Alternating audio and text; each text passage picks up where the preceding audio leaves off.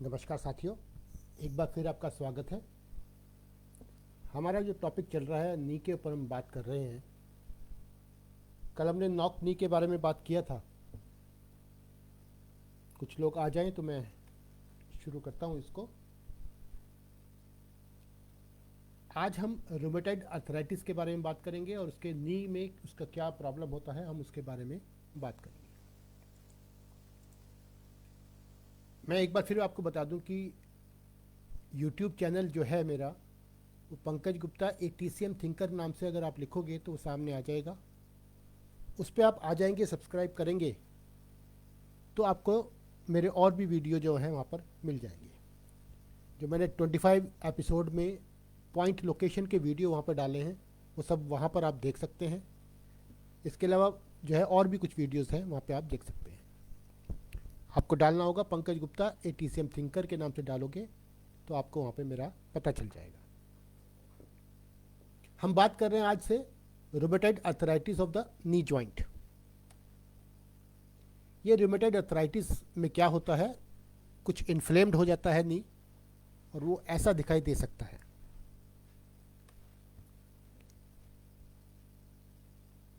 इसमें होता क्या है, इसके सिम्टम्स क्या हैं, जैसे इंटेंस पेन होता है जॉइंट में, लॉस ऑफ मोबिलिटी हो जाती है, डिफॉर्म्ड जॉइंट, और जॉइंट जो है डिफॉर्म्ड हो जाता है। नी जो है स्वॉलन कर जाता है, गर्म फील होता है, feels warms and spongy to the touch. अगर हम उसको टच करते हैं तो हमें वार्म्स दिखता है और स्पंजी फीलिंग होता है। स्टेजेस कितनी होती है इसकी, 4 स्टेज में हो सकता है ये देखो आप, ये आपका जो फीमर बोन है, टेबिया है ये, और ये आपका जॉइंट है। ये जॉइंट की जो कार्टिलेज है वो पूरा आपका डैमेज हो गई है, यानी डिग्रेडेड कार्टिलेज है ये। यहाँ पे सोलन इन्फ्लेम्ड साइनोवियल मेम्ब्रेन है आपकी, जो साइनोवियल मेम्ब्रेन है वो इन्फ्लेम्ड हो गई है, और यहाँ पर आपका बोन का इरोजन शुरू हो गया है। ऐसे करके इसमें जॉइंट पे दिखाया गया है। तो स्टेज 1 में क्या होता है, the body mistakenly attacks its own joint tissues, यानी कि जो आपकी बॉडी है वो गलती से आपके अपने ही जॉइंट पे अटैक कर देती है।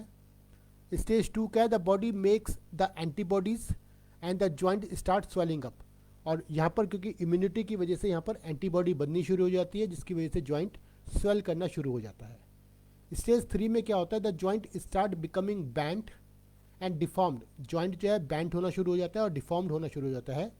This misshapen joint can press on the nerves and can cause nerve pain as well, और इस डिफॉर्मिटी की वजह से कोई नर्व्स प्रेस हो सकती है, जिसकी वजह से आपको इंटेंस पेन शुरू हो सकता है। स्टेज 4 में क्या है, if not treated the disease will progress to the last stage and joint is fused. जब ये डिसीज लास्ट स्टेज में पहुंच जाती है तो आपका ये जॉइंट जो है फ्यूज हो सकता है, यानी कि आपस में जुड़ सकता है।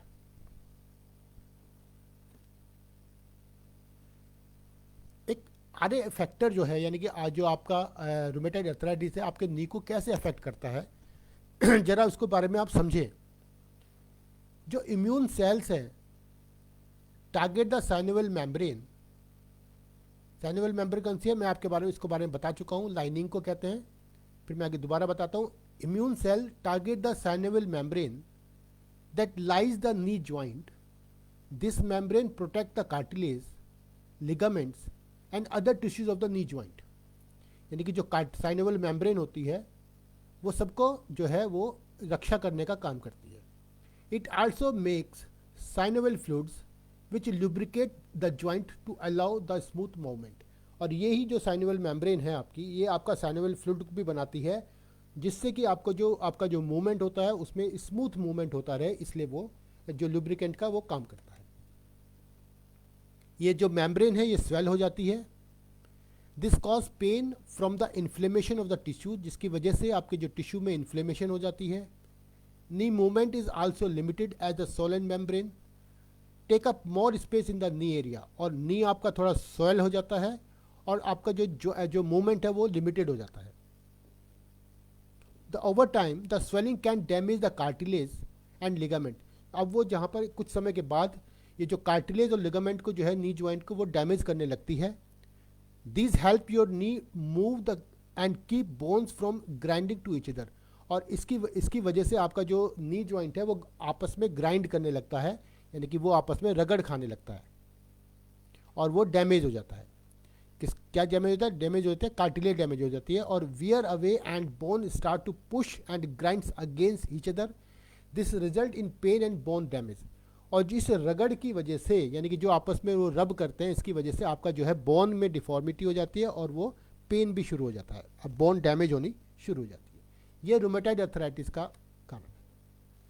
हम टेस्ट क्या करते हैं इसमें, हमें कैसे पता लगता है? एक तो सीआरपी का टेस्ट होता है, सी रिएक्टिव प्रोटीन जो होता है ये ब्लड में टेस्ट होता है, और हम एरिथ्रोसाइट सेडिमेंटेशन रेट यानी कि ईएसआर का भी टेस्ट करते हैं।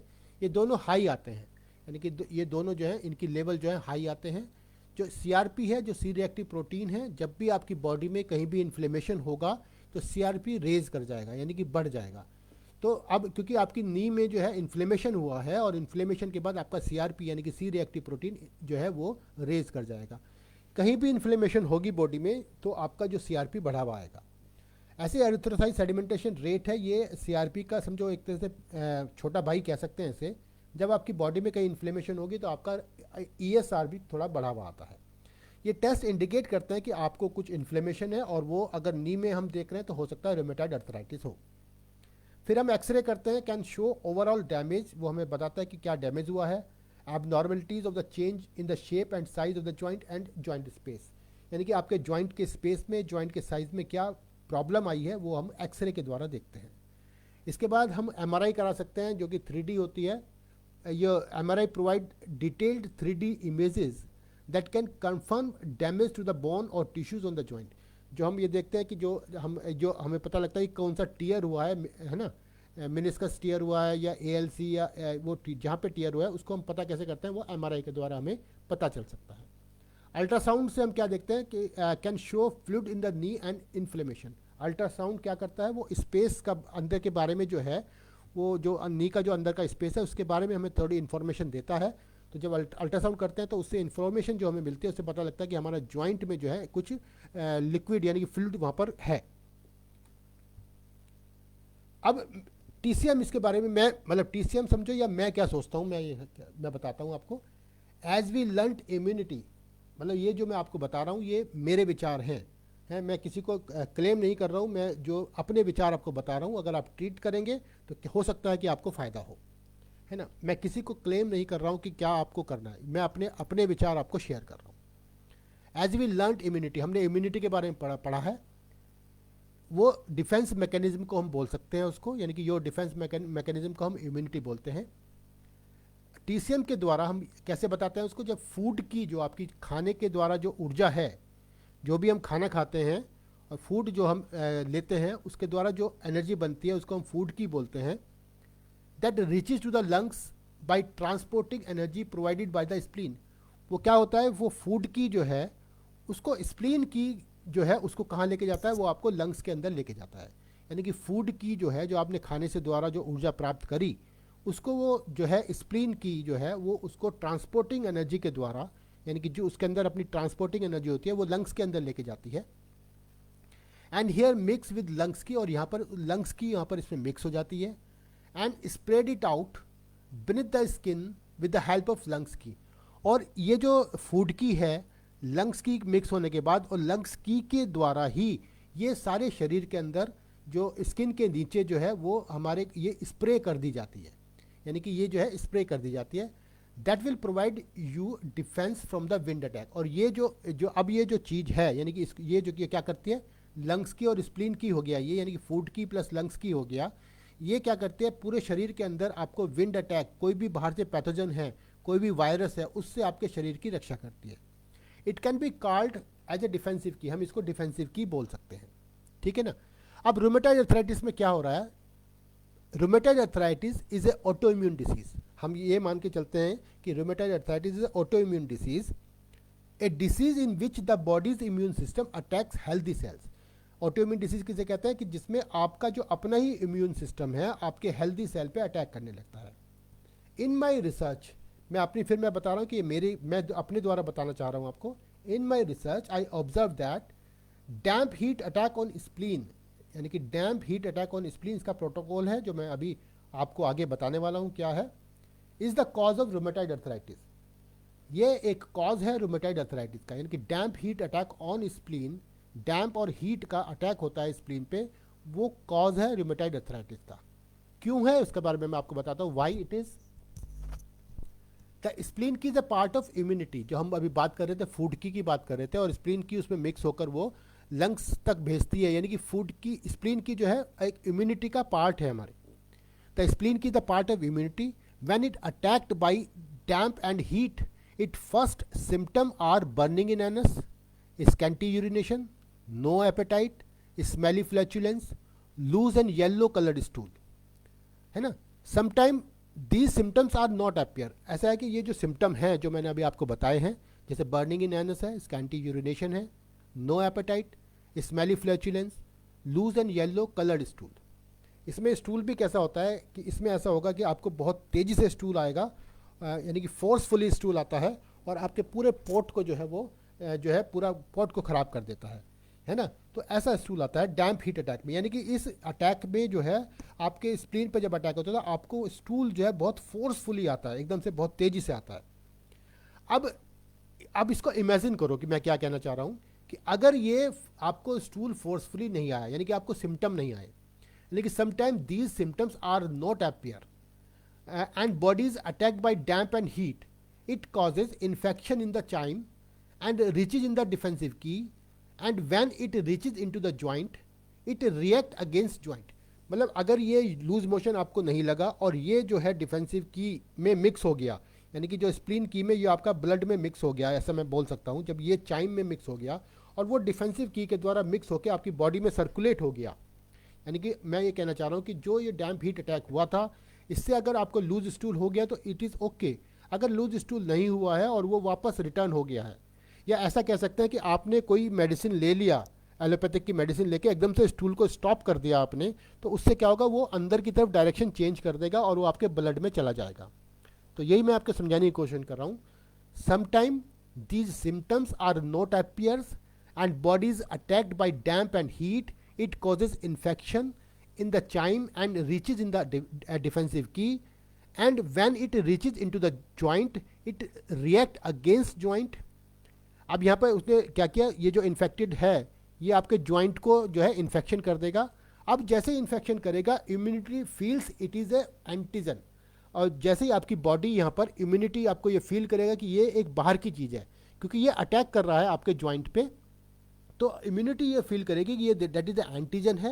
Then body produce antibodies against it, और आपकी जो बॉडी है वो उसके अगेंस्ट एंटीबॉडीज बनाना शुरू कर देगा। It is due to the body's own immune system, so it is a autoimmune disease, क्योंकि ये हमारे बॉडी का अपना इम्यून सिस्टम है, इसलिए हम इसे ऑटो इम्यून डिसीज कह सकते हैं। It is clear? अगर नहीं है तो आपको दोबारा से इस वीडियो को देखना, जो मैं बताना चाह रहा हूँ। रूमेटाइड अर्थराइटिस का मैं बहुत क्लियर आपको दे रहा हूँ, हम तो बहुत केस करते हैं इसके रूमेटाइड अर्थराइटिस के, और आप इससे कर सकते हो। कॉज मैंने आपको क्लियर किया। इसके साथ में डैम्प हीट अटैक का जो ट्रीटमेंट है वो है SP6, SP9, governing vessel 9, LI11, UB20, GB34। अगर आप इस पॉइंट को लगाएंगे तो आपकी बॉडी में से डैम्प हीट अटैक जो है वो जो है स्प्लीन पे जो होगा वो निकल जाएगा। तो ये सारे पॉइंट सिडेशन होंगे, ठीक है ना। इसके अलावा मैं आपको कुछ और पॉइंट भी बता रहा हूँ। आप देखो कि ये जो पॉइंट है, जैसे SP9 है, लीवर 8 है, गॉल ब्लैडर 34 है, स्टोमक 36 है और K10 है, ये आपके नी के सराउंडिंग पॉइंट है, जो नी के आसपास के पॉइंट है। जैसे SP9 है, ये कौन सा पॉइंट है, ये कोल्डनेस का पॉइंट है, स्प्लीन के कोल्डनेस का पॉइंट है। तो अब जैसे ही हम स्प्लीन का कोल्डनेस की बात करेंगे तो अब कोल्डनेस पे जाएंगे, क्योंकि ये इसका आपस में किडनी से स्प्लीन का क्या रिलेशन है, ये है इनका ग्रैंड मदर का और मदर जो है का रिलेशन है, सन का ग्रैंड का इनका रिलेशन है आपस में। यानी कि ये जो है, अगर 5 एलिमेंट में आप जा रहे हैं तो इस स्प्लीन के बाद क्या आता है, लंग्स, और लंग्स के बाद क्या आता है, किडनी। तो किडनी को कौन कंट्रोल करता है, वो करता है स्प्लीन। तो हम SP9 तो कोल्डनेस पॉइंट है, तो किडनी में जाएंगे, किडनी का अर्थ पॉइंट हम लगाएंगे। यानी कि मैंने बताया कि नी का जब भी हम ट्रीटमेंट कर रहे हैं तो हमने SP9 को जो भी ट्रीटमेंट किया है उसके साथ हम K3 में भी ट्रीटमेंट करेंगे, तो आपको इफेक्टिवनेस आएगी। देन लीवर 8 है, liver 8 is the mother point है, किसका, लीवर का मदर पॉइंट है, उसका मदर कौन है, उसकी K है, किडनी है। तो किडनी का K1 पॉइंट को भी हम ट्रीट करेंगे, यानी कि लीवर 8 और K1 पॉइंट को ट्रीट करेंगे। देन गॉलब्लेडर 34 है, ये कौन सा ह्यूमिडिटी पॉइंट है, यानी कि अर्थ पॉइंट है किसका, गॉलब्लेडर का। ये भी नी के पास का पॉइंट है। और हम फिर जो ह्यूमिडिटी पे जाएंगे, यानी कि हम अर्थ एलिमेंट पे जाएंगे, ये यांग ऑर्गन के साथ यांग ऑर्गन ही लेंगे। तो स्टमक 43 उसका जो है हमारा वो इसका विंड पॉइंट है, यानी कि उसका वुड पॉइंट जो है स्टमक 43 है। तो हम इस पॉइंट को भी ट्रीट करेंगे।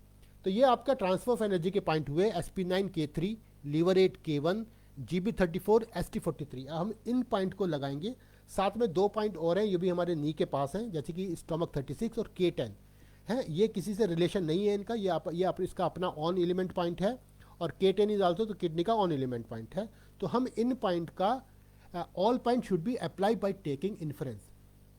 ये पॉइंट ऐसे नहीं है कि आप सिडेट कर दोगे, ये पॉइंट हम इनकी इन्फ्रेंस निकालेंगे कि जैसे SP9 टोन आएगा तो K3 हो सकता है सिडेट आए, या K3 टोन आएगा तो SP3 सिडेट आए। ऐसे लीवर 8 टोन K1 सिडेट आ सकता है, या जैसे भी आएगा वैसे आपको लगाना है। GB34 को अगर टोन आएगा तो ST43 को सिडेट आएगा, ऐसा आ सकता है। और ये भी जरूरी नहीं है कि स्टमक 36 आपका टोन या टोन ही आए या K10 आपका टोन ही आए, सिडेट भी आ सकता है। तो ये आपको चेक करना होगा। चेक करने के लिए आपको मैं आज आपको एक वीडियो मैं इसमें YouTube पे दोबारा से डाल दूंगा कि उस पर कि आपको इन्फ्रेंस कैसे निकालनी होती है, तो इसके बारे में समझा के मैं आपको दोबारा से डाल दूंगा। तो आपको ये इन्फ्रेंस निकाल के ट्रीटमेंट लगाएंगे। तो आपको ये मैंने क्या किया कि जो भी एनर्जी, यानी कि हम अधिकतर क्या करते हैं, ये लोकल पॉइंट यूज़ करते हैं, जो ये लोकल पॉइंट नी के हैं इनको हम यूज़ करते हैं, या उस पर जो भी हम निडल लगाते हैं या हम उस पर लगाते हैं। लेकिन जब तक ये एक्सिस एनर्जी को डेफिशिएंट एनर्जी में ट्रांसफ़र नहीं करोगे, यानी कि SP9 को K3 को हम उसको आपस में लिंक नहीं करेंगे, तो एनर्जी ट्रांसफ़र नहीं हुई आपकी, आपको बार बार से पेन आएगा। यानी कि अगर मैं इन पॉइंट को साथ में नहीं लगाता हूँ, तो अगर मैं इनको सिडेट कर देता हूँ, लीवर 8, SP9 और GB36 GB34, ये सिर्फ आपको ऐसा इफेक्ट देगा जैसे आपने बर्फ़ की सिकाई कर ली हो, यानी कूलिंग कर देगा वहाँ पर। लेकिन अगर मैं यहाँ से ट्रांसफ़र ऑफ एनर्जी कर देता हूँ, यानी कि आपकी एक्सिस एनर्जी को ट्रांसफ़र कर देता हूँ डेफिशिएंट एनर्जी में, तो ये जो है एनर्जी हमारी वहाँ पर हमारी शिफ्ट हो जाएगी, तो पेन कम हो जाएगा। मेरी बात कुछ अगर समझ में आ रही है तो मैं क्या कहना चाह रहा हूँ कि अगर मैं सिर्फ इन पॉइंट को सिडेट करता हूँ, जो कि हम अक्सर करते हैं, लोकल पॉइंट या एशी पॉइंट को सिडेट करते हैं, वो क्या काम करेगा, जैसे कि मेरे को इंजरी हुई है और वहाँ पे इन्फ्लेमेशन है, उसको कूल कर देगा। यानी कि जैसे मैं बर्फ़ लगा के सिकाई कर रहा हूँ, वो ऐसा कर सकता है। तो इसमें आपको थोड़ा सा ध्यान रखना है कि इन्फ्रेंस निकाल के ट्रीटमेंट करना है। नेक्स्ट मैं आपको थोड़ा और आगे बताता हूँ, नी इफ्यूज़न। ये इसका नेक्स्ट पार्ट है, यानी कि रूमेटॉइड अर्थराइटिस में भी होता है, लेकिन तो फिर मुझे अलग से नी इफ्यूज़न के बारे में बताना मैंने आपको चाहा। ये क्या होता है कि नी इफ्यूज़न क्या है, इसके अंदर हम उसको बोलते हैं वाटर ऑफ द नी बोल सकते हैं। Occurs when axis fluid accumulate in the और अराउंड द नी जॉइंट। तो वो नी जॉइंट में जो है जब वाटर एक्यूमुलेट हो जाता है, they are many cause of swelling including arthritis and injury to the ligament and meniscus. कोई भी इंजरी के द्वारा या अर्थराइटिस के द्वारा ये आपको हो सकता है। When a joint is affected and inflammatory arthritis, इसको हम इन्फ्लेमेटरी अर्थराइटिस बोल सकते हैं, सच एज रूमेटॉइड अर्थराइटिस को भी हम इन्फ्लेमेटरी अर्थराइटिस बोलते हैं। Abnormal amount of fluid can build up and the knee become swollen. और उसके बाद जो है आपको जो नी में जो है वो स्वेलिंग आ जाएगी, यानी कि वहाँ पे फ्लूइड आ जाएगा। तो हम उसको बोलते हैं कि हमारे इसमें पानी भर गया, नी में पानी भर गया, ऐसे बोलते हैं। मैंने आपको बताया था जब हमने एनाटॉमिकल सेक्शन में जा रहे थे कि यहाँ पे बरसा होते हैं, बुरशा होते हैं, यहाँ पे नी को जो है सपोर्ट करते हैं। तो जो लिक्विड है वो इन बुरशा में जो है फिल हो जाता है, यानी कि जो भी सपोर्ट करते हैं इन बुरशा में फिल हो जाता है लिक्विड, और उससे जो है ये बड़े हो जाते हैं और हमारा जो है नी जो है स्वेल कर दिखाई देने लगता है। ठीक है ना। थोड़ा और पढ़ते हैं नी इफ्यूजन के बारे में। As with most soft tissues injuries you should try self treatment measure before seeing a doctor. यानी कि डॉक्टर से पहले हम ज़्यादातर अपने आप ही ट्रीटमेंट करने की कोशिश करते हैं। तो हम क्या कर सकते हैं, रेस्ट कर सकते हैं, उस जॉइंट को रेस्ट दे सकते हैं, उस पर बर्फ़ लगा सकते हैं, आईसी कर सकते हैं, उसको कंप्रेशन कर सकते हैं, थोड़ा दबाव, एलिवेशन यानी कि उसको थोड़ा उठा के रखेंगे, एलिवेशन कर सकते हैं, या over the counter pen relievers and anti inflammatory drug ले सकते हैं। ये भी हम ओवर द काउंटर यानी आप किसी से पूछ के या डॉक्टर से पूछ के कोई भी एंटी इन्फ्लेमेटरी ड्रग यहाँ पर ले सकते हैं। If you see no improvement, अगर आपको नहीं लगता है कि 2-3 दिन में कोई भी इम्प्रूवमेंट आया, तो आपको जो है रेस्ट और आइस से कोई इम्प्रूवमेंट नहीं आया, तो आपको अपने डॉक्टर को दिखाना चाहिए। Your doctor may recommend a wide range of treatment options, तो आपके जो है आपको बहुत सारे ट्रीटमेंट बताएगा वो, depending on the cause of the your knee effusion. Some treatment options include, जैसे फिजियोथेरेपी बता सकता है, फिजिकल थेरेपी बोल सकते हैं, ऑरल मेडिकेशन आपको दे सकता है, स्टेरॉइड इंजेक्शन आपको लगा सकता है, स्टेरॉइड का injection directly into the knee, ये भी कर सकता है, या surgery to remove excess fluid, और वो ऐसा भी कर सकते हैं कि आपके उसमें से एक्सिस फ्लूइड को रिमूव कर दे वहाँ से। तो ये जैसे मैंने आपको बताया कि जॉइंट एस्पिरेशन बोलते हैं, जब जो एक्सिस फ्लूइड को निकालते हैं बाहर, तो ये वर्षा है, यानी कि ये आपको जो पटेला पे जो वर्षा होता है उसकी हम बात करें, उसमें से देखो ये इंजेक्शन से ये फ्लूइड को बाहर निकाला और बाद में ऐसा हो गया। तो ये हमें नहीं करना है, ये डॉक्टर करते हैं, थोड़ा आपको इसके बारे में जानकारी होनी चाहिए, मैं वो बताना चाह रहा था। तो जॉइंट एस्पिरेशन क्या होता है? Joint aspiration is a procedure to remove fluid from the space around the joint using a needle and syringe. This is usually done under a local anesthetic to relieve swelling and or to obtain fluid for analysis to diagnose a joint disorder or problem. ये किस लिए किया जाता है कि एक तो हमें इसको फ्लूइड को लेके इसका हम टेस्ट करा सकते हैं डायग्नोसिस के लिए कि ये फ्लूइड यहाँ पर क्यों आया है ना, ये कर सकते हैं, या हमें थोड़ा रिलीफ देने के लिए पेशेंट को कि स्वेलिंग से रिलीफ देने के लिए भी हम इसको निकाल सकते हैं। Joint aspiration is most often done on the knee, और ज़्यादातर ये नी में ही किया जाता है। ये जो एस्पिरेशन है, जॉइंट एस्पिरेशन, ज़्यादातर ये नी में ही किया जाता है। दूसरा, हमें वहाँ पे कॉर्टिकोस्टेरॉइड भी लगाया जा सकता है, ये एक इंजेक्शन दिया जाता है जो कोई कॉर्टिकोस्टेरॉइड का है। वो क्या काम करता है? Corticosteroid are believed to modify the vascular inflammatory response to injury inbuilt destructive enzymes. ये क्या होता है कि जब इंजरी होती है तो वहाँ पे कुछ एंजाइम प्रोड्यूस होने लगते हैं, तो उसको जो जिसको हम डिस्ट्रक्टिव एंजाइम कहते हैं, उसको ये कॉर्टिकोस्टेरॉइड जो है वो सप्रेस कर देता है and restrict the action of the inflammatory cells, और ये जो है उसका इन्फ्लेमेशन को थोड़ा जो है सप्रेस कर देता है। तो intrasynovial steroid administration is design to maximise local benefit and minimise systemic adverse effect. ये क्या करता है कि आपके जो लोकल बेनिफिट उसको देता है और आपको जो एडवर्स इफेक्ट को कम करने की, जो कि पेन वगैरह हो रहा है उसको कम करने की कोशिश करता है। Local corticosteroid injections can provide significant relief and often ameliorate बोलते हैं नेगेटिव इफेक्ट को कम करता है जो आपका है। एक्यूट एक्सैक्सरबेशन बोलता है बैड सिचुएशन, और इस बैड सिचुएशन से आपके नी को जो है बाहर निकालने की कोशिश करता है